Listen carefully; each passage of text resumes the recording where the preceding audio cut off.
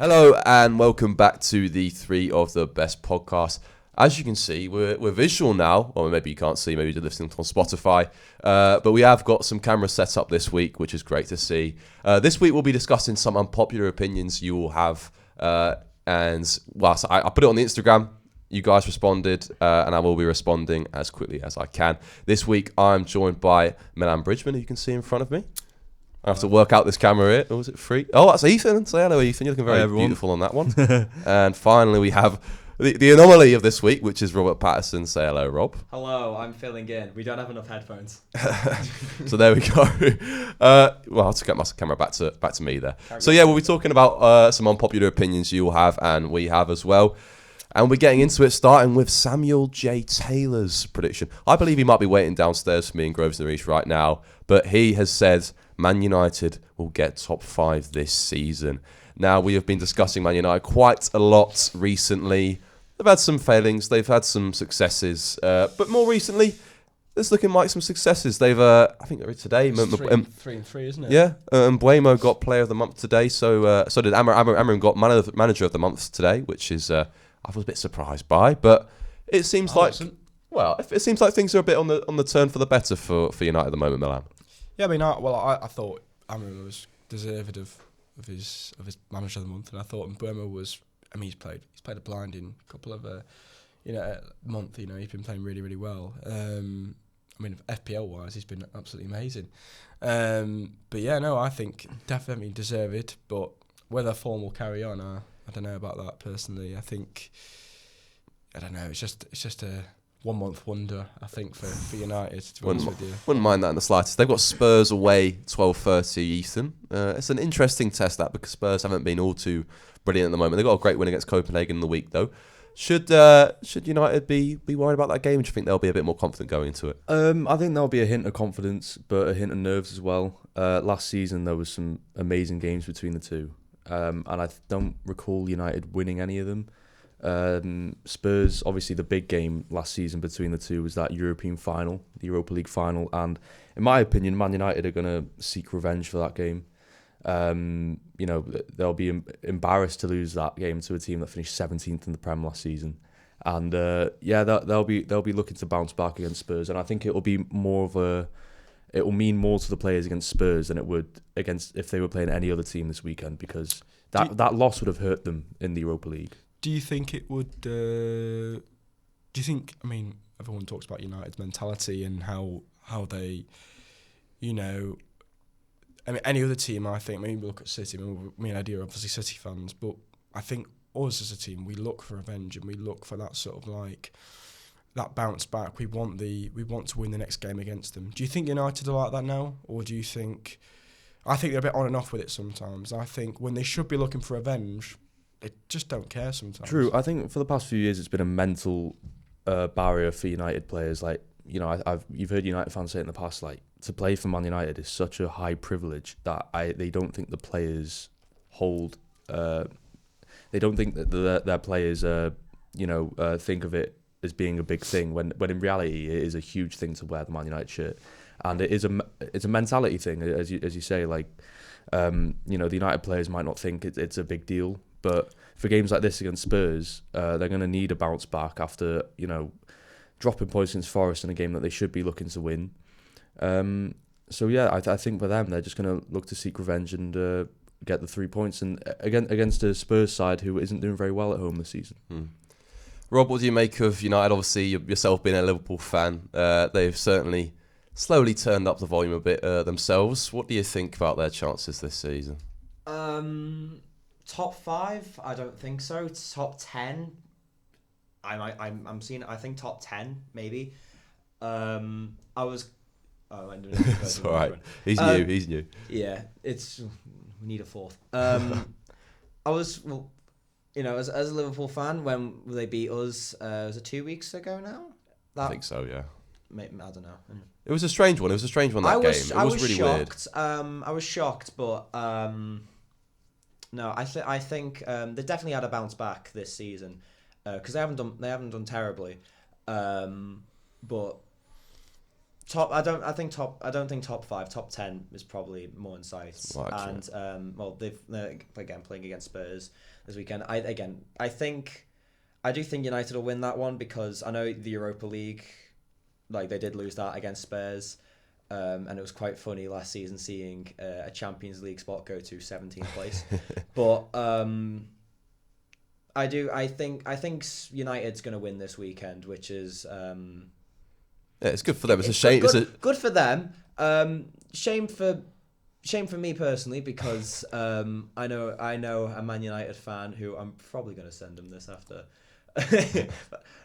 Hi, Sean, if you're watching. But I think it'll be definitely an interesting game, and I do really want to watch that. If is it on Saturday? It's Saturday 12:30. It's an interesting one. That's Saturday 12:30 for Spurs United. It's a weird one. Yeah. I'm not gonna be able to watch that. I'm afraid. Oh, shame on you! Shame on you! Oh well. On a whole, then, boys, do we agree with Sam Taylor's point here? Do you think there's any chance of United getting top 5 this season? Milan, you go first. I think he's talking a load of crap, if I'm quite honest with you. I think, they are far from that. I think if they do it, hats off to them. I think to come from where they came from last season to 5th, I mean, that's pretty good going. I don't think it's a horrendous prediction. I think this is Man United. They had one really bad season. I'm sorry, but everyone says this is Man United. Yeah, the biggest club in the world. You say this like this is going to mean something. They've been saying this is Man United for God knows how many years now, and what they've been doing for God knows how many years. They've been messing up. They brought in some good players. They're still winning trophies, though. I thought was a brilliant sign for them, especially they needed a striker, an out-and-out striker, and he's the guy. It might not be the guy. He needs to kick on, though. That's the point. But I think that's what sort of annoys me with United somehow. They buy all these good players, and they spent a lot of money on him. What was that? Nearly 70 million? Yeah. And they didn't even play him. I mean, you can say he's not fit, but when we bought Jack Grealish for 100 million, we played him non-stop all the way, all the time, mainly because you needed the game time. You need that confidence in yourself to play in a team like that. And thankfully, I think he's found it. Well, not thankfully, because I don't really want them to succeed. But I think they have found. He's found his form a bit, and Mbeumo's playing well, and Cunha's playing well. But to say top 5, I think it's a bit early. I think you've got Chelsea, you've got Spurs, you've got Palace, you've got Arsenal, Liverpool, City. Who else playing well? Villa. You've got a lot. There's a lot of names there, isn't there? That are up you've got there. to compete with, and they're all in better form than United. But like you said, go back to the United. This is United. I think that time-old phrase is getting a bit too old now because they're not the United they're supposed to be, and they're not the United that they were. And I think it's been a while since Fergie's. But I think the mentality in the players, that's what it is. They've got no old, experienced players in that team that can really show a United that's supposed to be. So I think top 5. Not a chance for you. Though. Top 10 maybe. Top 5 now. I think so. Ethan, top 10. Top 10, 100%. Yeah, Man United will 100% get top 10. Top 5. I don't agree they'll get top 5, but I think they will put up a case for it 100%. And I wouldn't be surprised if they finish within European football places, if that is the Conference League or something better. But you mentioned a point over there about experience. I think Man United, they don't lack any experience. I feel like looking at their back I think line, they lack winners. I mean, you look at that team. The only cumulative serial winner in that team is Casemiro, and that's probably about it. I mean, I just saw you go through it there, Luke Shaw and all these sort of people. I mean, that is experience, but experience in what? They've done nothing. And I think they need a refresh. They need some, maybe not old players in there. But look at Sunderland when they bought Xhaka. I thought that was a brilliant signing. Yeah. That's someone United could have gone for and thought, this guy, he knows how to play football, and he can really show this midfield and what they need to do. And I think he probably fit well into Amorim's sort of system. Xhaka would have been a great signing. Exactly, for Man United, And that's the kind of real player they need. They need proven professionals. I don't think he would have cost anything. No, it wouldn't have. It would have been a great signing. Rob, you're still adamant on top 10, I'm guessing? Top 10. I think top 10, very, very likely. I'd be surprised if they don't at this rate, to be honest. Yeah. It's just top 5. at this rate, I don't even think Liverpool's going to finish in the top 5. Of course, Liverpool will get top They'll 5, be mate. fine. I'd You'll like be them fine. to. That'd be nice. I don't think we're going to win the Premier League this year. We've probably bottled it already, but Oh well. I think it's early days. Isn't it? Early days, but It's like- early days. come on, this is gonna be interesting if I am here next weekend coming after that City game though. Yeah, it's a big game. We'll get onto that a bit later. Going back to you, Rob. Actually, we've got an unpopular opinion from you next. Please enlighten us, Rob. I wasn't expecting to be on this podcast. I was expecting it to be talked about though. So I said that Everton fans who say no Liverpool supporter comes from Liverpool would act in the exact same way if Everton would act the exact same as would be in the same position as Liverpool if they were the bigger team in Merseyside. Ethan, I go exactly straight onto you on the camera here. Yeah, I agree. I agree with what you mean. Like if Everton were the more successful club in Merseyside, like we'd have more fans in places that you have your fans. Mm-hmm. But I feel like it's been a thing since the test of time where Everton fans are the more loyal fan base, the more passionate fan base, the fans who, no matter what, if Everton have been poor for however many years, we haven't won a trophy in 30 years, and yet no matter what, Everton fans are turning up, selling out home games, selling out the away end, even sitting in home ends of away grounds. When we were close to being relegated 3 seasons in a row, we were, we'd sell out home games, and then also we'd greet the coaches coming to the stadium, to get the players on track. And I just feel like clubs like Liverpool wouldn't do that. And the reason why Liverpool fans wouldn't do that, not a lot of them are from the city. If we're being honest, a lot of the season ticket holders that Everton have come from a Liverpool postcode. Can't really be said for Liverpool. A lot of your fans are flown in, and I don't know really. I do agree with your point, but point is valid though. I must admit, I thought Liverpool were before the success, their recent success anyway. I thought they weren't as popular with the you say the flown in fans and that sort of stuff. It seemed like they weren't that much. But after this recent success, you see all these people, like celebrities and stuff like that endorsing Liverpool, and I think sometimes you think. You've just seen them play and you think, oh, do you know what? They're pretty cool, actually. I feel bad for the actual Liverpool fans who go to proper games or watch every game, and then there's other fans, so-called fans, that don't really care. If Liverpool were to become really poor tomorrow, miss out on European football, or just slowly decline, let's see how many of them stick around. Rob, your thoughts? I completely agree. Because Liverpool, because we are the bigger club, we do have more fans from abroad. And personal experience as I have to deal with that sort of stuff. I'm not going to get into the reason why, because I don't really want that admitted on the internet. So can I ask you a question? Yeah. Who's the bigger fan base, Everton or Liverpool? Bigger fan base, Liverpool, but I think if you're talking about in the city, I say it's about matched, because I know Everton and Liverpool fans.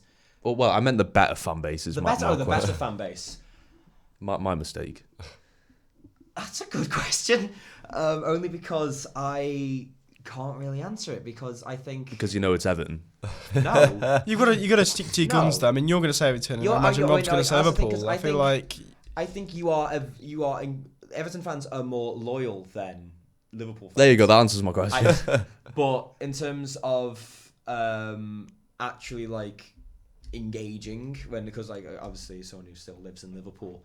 Engaging with both Everton and Liverpool fans. In Liverpool, Everton fans, you get the name the Bitter Blues, because I'm plenty of Everton fans who I've spoken to would say they would rather Everton not win at all if it means Liverpool doesn't win. I asked them the question. I completely stole this off of TikTok, and I can't remember the name of the account. If I find it, I'll suppose to put it somewhere. It was the question of. Everton wins the Carabao or the FA Cup, but Liverpool wins the Champions League. Or would they rather that, or no, neither teams win? And I was asked this to both Liverpool and Everton fans, and I asked it if it was thank you. Just say closer to microphone. I'm massing this like I'm a regular on this podcast. No, it's fine. I think it's the So I'd say that like most Liverpool fans I spoke to who asked this question would if they were in Everton's position, they'd say both teams win.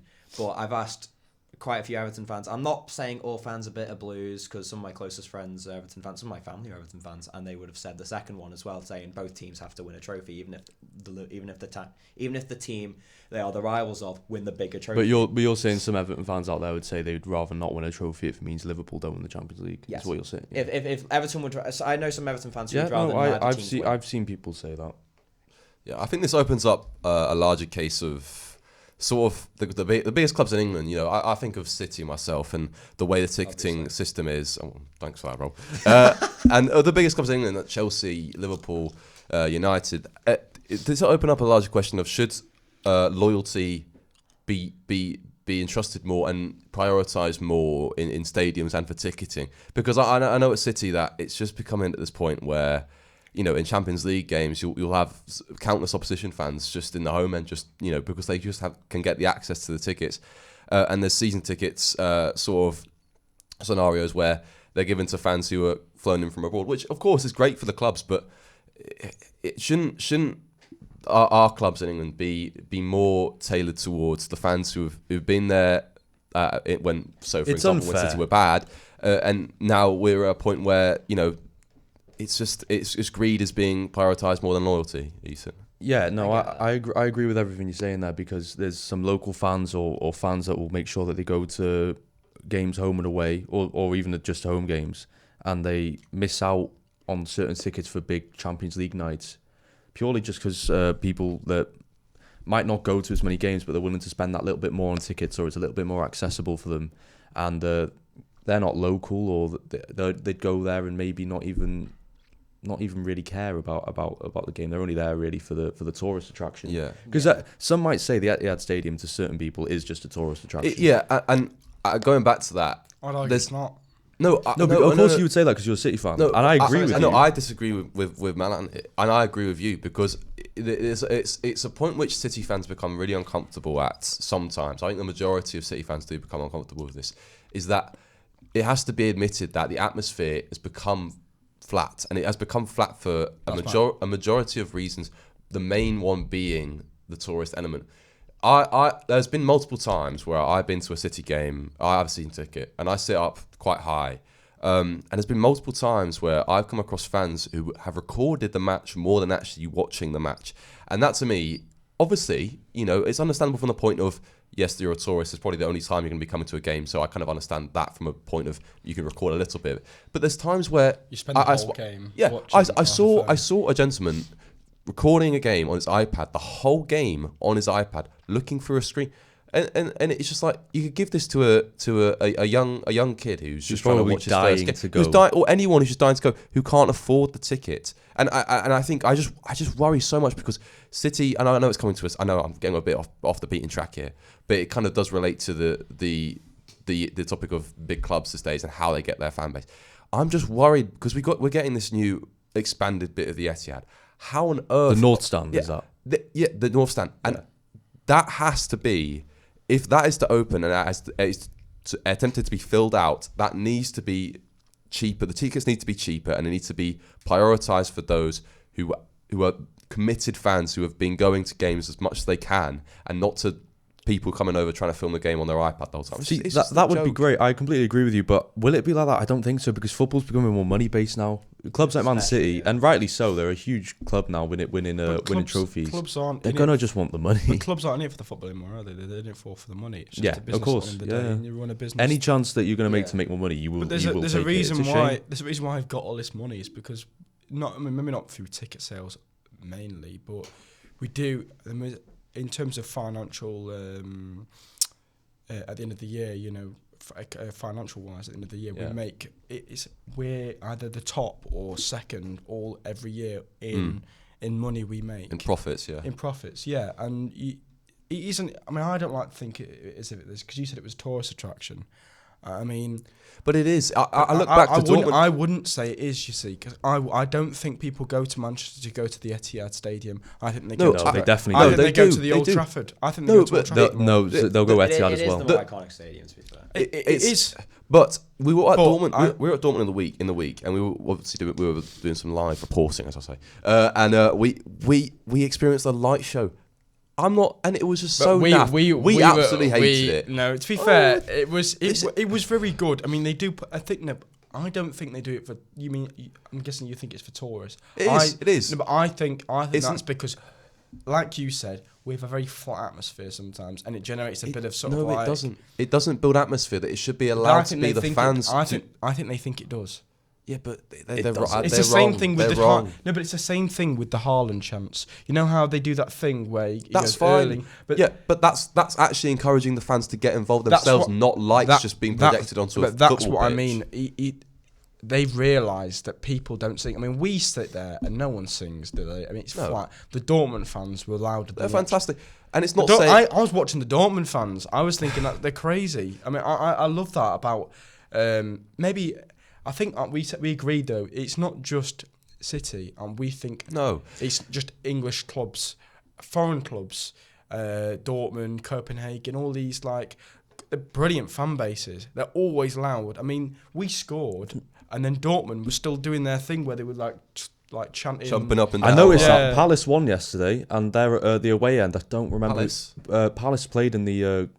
It was yesterday, you're right, of course, yeah. And was it Alkmaar they were playing, I think? And anyway, the away fans on like the 90th minute, they were 3-1 down and they're still going absolutely crazy. But that's what I love about foreign clubs and their fan bases. I think there are no holes barred. They will just shout anything.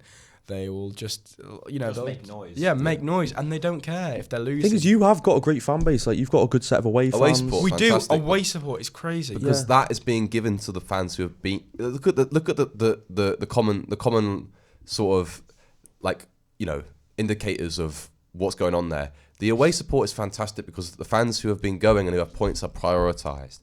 And in this day and age at home games, they're just not. And the tickets are wildly expensive. And it's becoming a little bit too unfair. How much is a face value ticket for Man City? For us, so like the cheapest one you could find. For instance, if you were in the worst seat, there were still tickets available. Unsurprisingly, in Dortmund on the day, there was tickets. I think at the cheapest in the worst seats, £32.50. It's like 30s. Okay, that's all right. That's not in the worst seats, in the worst seat. and that's like at the worst view you could get in the family stand, which is on a Champions League night. Yeah, okay. But isn't like 70, 80s? And obviously this is just a league stage game. This is a league phase game, and that in the end it does count something in the end, but it's not a massive game. But it's. I know they've done a decent job of reducing tickets, and I know hopefully clubs will be doing that in some capacity. But the regulation of them needs to change. And I'm back to the point on the whole, the opinion we were on. I do think no matter what club you are, no matter what rivalry it is, either way that's flipped. Whoever's the bigger side is always going to have that tourist element. And I think there's nothing changing that. That's just what football has become. There's literally nothing that can be changed. It's just, I think, what we've got onto here in this little side argument is that loyalty needs to be trusted more, I think. Before we move on, can I just make like a point as well? So like, I think it's because you said about like how Dortmund fans when you went to a City game were a lot more loud. Yeah. I think that is a fault of the Premier League because the Premier League has been so commercialised. It's like a lot of people. I've heard the opinions spouted every now and then that saying the Premier League has ruined football, and to a point. Anyway, I agree with you sort of. Because, I get it. It's just because it's become commercialised. It's being like big and that and stuff like that. And, but I don't think it's the fault of the clubs. I think it's the fault of. In a way, I do agree because you look at Scotland's derby. You've got Rangers against Celtic. That's one of the most fiercest derbies in the world. And like the only thing, they're so loud. They're so loud. They're and the only like foreign fans I can think of are from Ireland. Yeah. Yeah. I mean, unless there's some, someone in Scandinavia supports Rangers. Hi, if you are watching. But I know what you mean. It's I don't think the Premier League is like the worst thing that's ever happened to football, but I don't think it's helped English. I think it's it's made football huge. You're saying there's too many regulations? Not if there's too many regulations. I think it's just they've done a really good job at advertising it. They've commercialised They've it so much commercialised it that so people much. want to come here and actually watch it, but in the process made it so flat, basically. Flat, and also like it's kind of impossible to get a ticket because like as a Liverpool fan, tickets sell out instantly to the point where they have to have, because memberships for Liverpool get sold across the world, but they have a specific ballot when you buy a ticket for Liverpool, specifically for supporters who have an L postcode. Yeah. Which, again, also just want to preface because not all of Liverpool is an L postcode. Well done, but it's just that. Yeah. And like I'm really struggling to articulate it further past this point, but It's all right. let's just yeah. Good debate. Thank you. On to the next one. I've got a little comment from David Gabriel. He says, Mesut Ozil was so overrated, lazy player who never defended. And in brackets, he said, Arsenal fan. So this is an Arsenal fan saying this. And on the surface, I would agree. I'm going to go straight to Ethan because he's got a keen look about him. No, I've not any reason. But what was it? Mesut Ozil. Mesut Ozil was so overrated. He was lazy player who couldn't defend. He couldn't defend. He didn't know. It's not in the fact that he was obviously not a defender. I think the point he's getting at is that he had no commitment. He was overrated. Yeah, he was overrated and a little bit lazy. That's what he's trying to say here. No, I don't agree with that. You don't. I think people say he's up there with De Bruyne. I think that's complete rubbish. If you I think that is rubbish. I think he's overhyped as a player. When he left Arsenal, Arsenal fans didn't even want him. Do you remember when he kicked his gloves? He left the thing and he kicked his gloves, and all the Arsenal fans are going, "Get out of our club," and all that sort of stuff.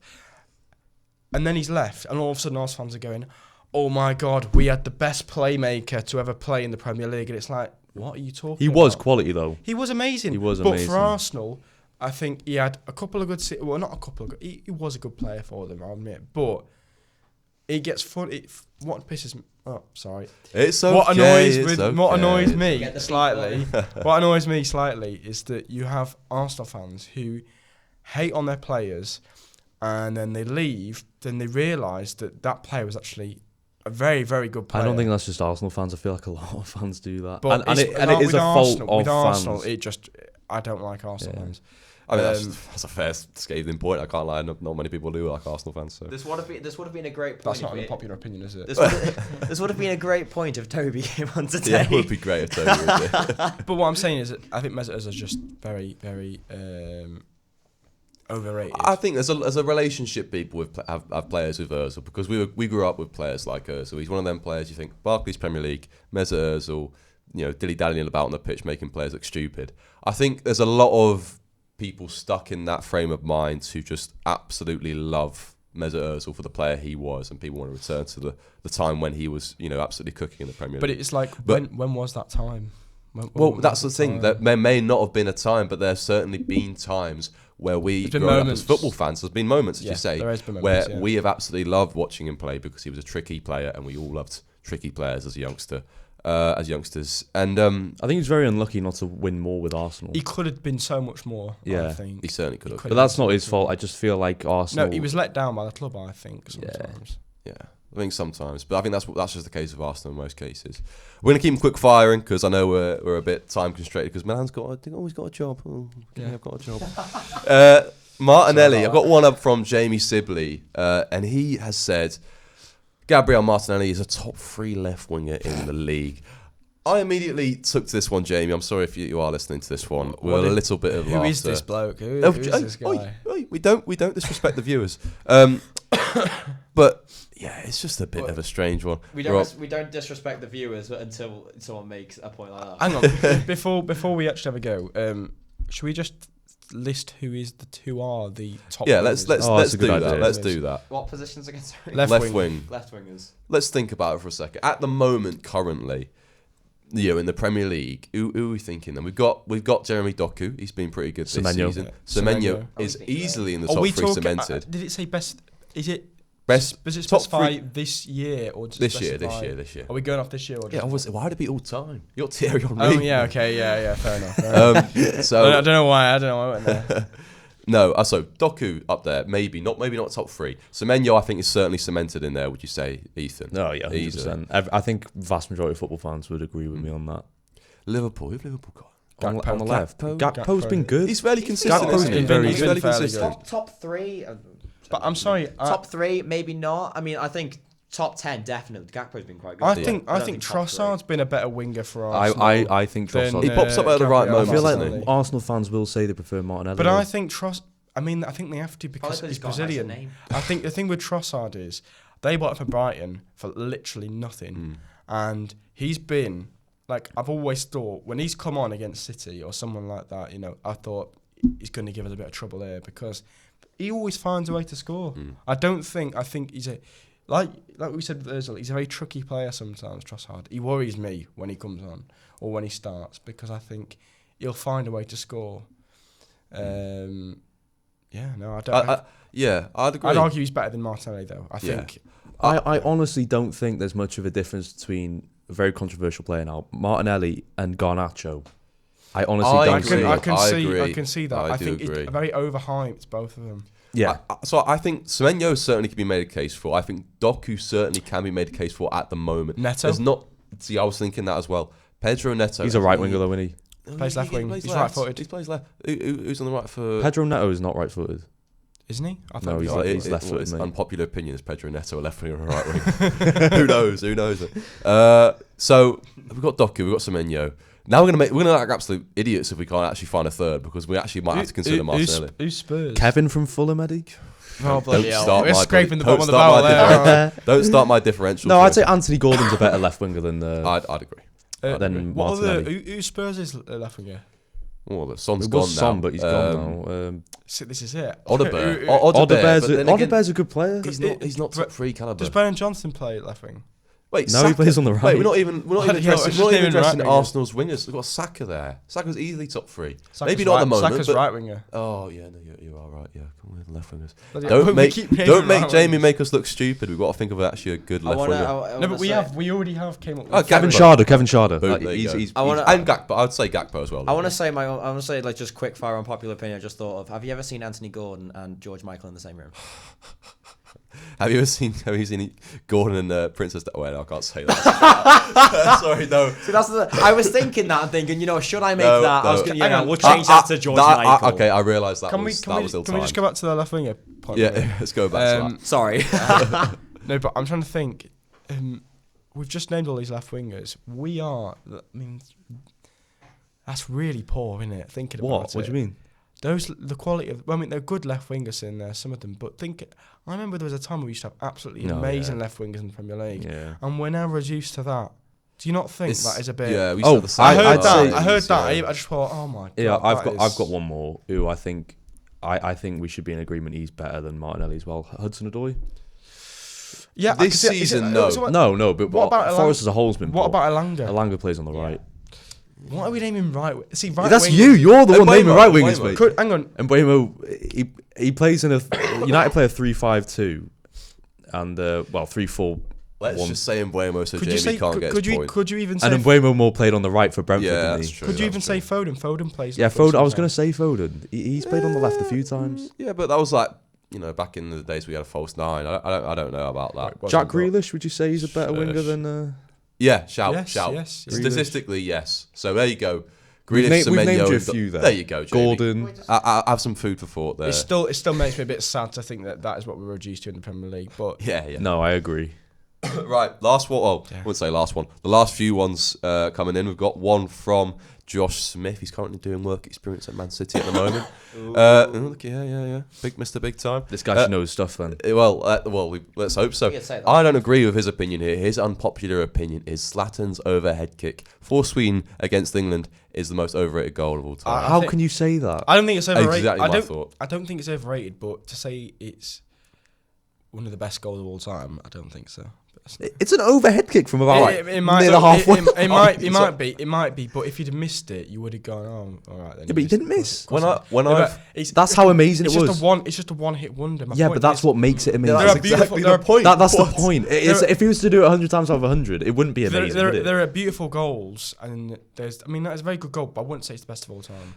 Well, Was that the point he's trying to make? No, he said the most overrated Yeah. goal of all time. I don't think it's overrated, but I think There you go. So you agree. But can we change the point here to say that would what is the best goal that you would say that you've seen is one of the best goals? I mean, would that be one of the best goals you've seen?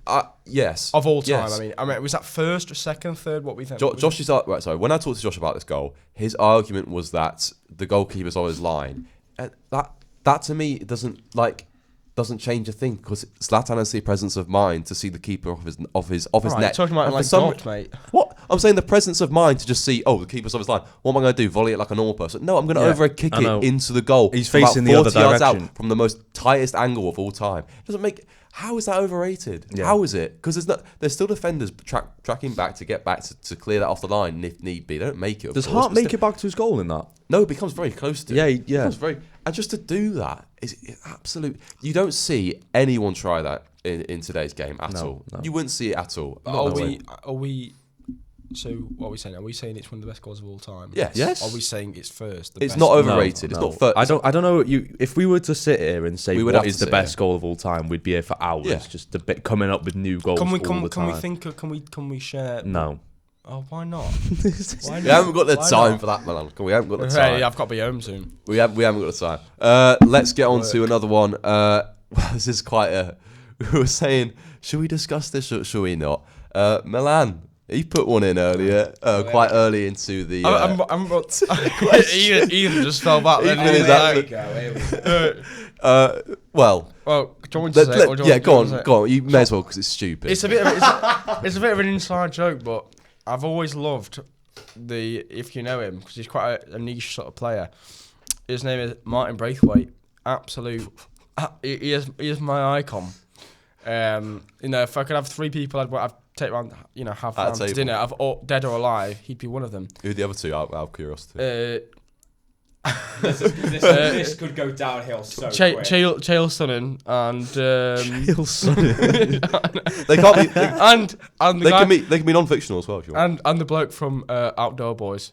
Oh, he's coming back. I know. He's coming back. Off the point, but he's getting 3 new videos this month. So. Very excited. Just little update. It'd be brilliant. We could get him on the pod. That'd be brilliant. Can you imagine? I think everybody is Outdoor Boys too. I think I found next week's discussion. What 3 footballers would you have as a dinner guest? Oh, shout! So Martin Braithwaite, Chael and the Outdoor Boys bloke. And an alternate would be Joey Diaz, because I think he's hilarious. Is he that fat guy on the podcast? Yeah, but he just like. God, he sounds Italian, but he's American. Yeah, is he from like Philly or something? I don't know, somewhere. He wants to be soprano so bad. Yeah. Wait, what was the original? What was the? Right, we're going off topic. Can we go back to the Martin Braithwaite one? So, my point is that Barcelona needed a striker, even though they'd got Griezmann and Suarez. So they went ahead and signed this absolute Danish gem, Martin Braithwaite. I mean, he'd been at Middlesbrough before, Legan, Espanyol, all these teams that you wouldn't think would make it to Barcelona. And he even took the number 9 off Suarez. Yeah, but what did Martin Braithwaite do with that? He scored goals, mate. He scored goals. There you go. He won the Copa del Rey. Opinion sorted. He won the Copa del Rey. He'd been absolutely mental for Barcelona, and even had the audacity to ask Messi for number 10 shirt after he left. I mean, tell me that's not aura. Yeah, please. but your only argument is that Martin Braithwaite has some level of quite distant aura here, and that's not really. Was he good at Barcelona, Martin Braithwaite? I know you've got the statistics on your phone. Lay him on him, Ethan. Lay him on him. I mean, on the official Barcelona website, it says in the 2020-21 season, he played 42 matches out of a possible 58, and he scored 7. See, this is it. You're attacking him here. Just, scoring 7 goals at Barcelona is pretty good. And he played 42 games in one season for Barcelona. That's pretty good going. Yeah, but he didn't do anything with it. Doesn't matter. Look at Wirtz. People going about how brilliant he is, because he passes the ball. For that one? Yeah, I did. I looked at you for that one. But I'm saying Braithwaite, he offered, I think, he was more of a Scott Carson team, yet he actually played. He's a morale booster. If I had Martin Braithwaite... No, he isn't. He asked Messi for number 10. That's quite... No. I think that's quite insulting. No, it's not. Messi left, and he asked Barcelona, can I have the number 10 shirt? They said no and gave him number 9 instead. But, yeah, that's good for morale, isn't it? But, they get... Suarez left because of him. Because he was too good, obviously. Right, have you got any more? And on quick that fire? bombshell, Hang on, no, he's not done. He's not done. And even Espanyol, the club that actually screwed him over, he's now in the process of buying them. And it's like that's a top La Liga club. They're now sixth in the Liga at the moment. And Martin Braithwaite, of all people, is now planning to buy Barcelona's one of their biggest rivals. I've got a You've got popular. to think that's pretty good going. I think the popular opinion we can take from today's episode is that Milan should never have an unpopular opinion again. No, but this is not an unpopular not opinion. Unpopular opinion, just opinion. Just an opinion. It's like I told you, it's a running joke with me and my friend at the moment that we absolutely love. Well, it's not a running joke. We love Martin Braithwaite. Well, think before you chip into the socials next time. Milan. I'm not. I thought that'd be funny, and it was funny to be fair. Well, that will just about do it on that bombshell then. Thank you very much for your contributions to the unpopular opinions. We're going to just...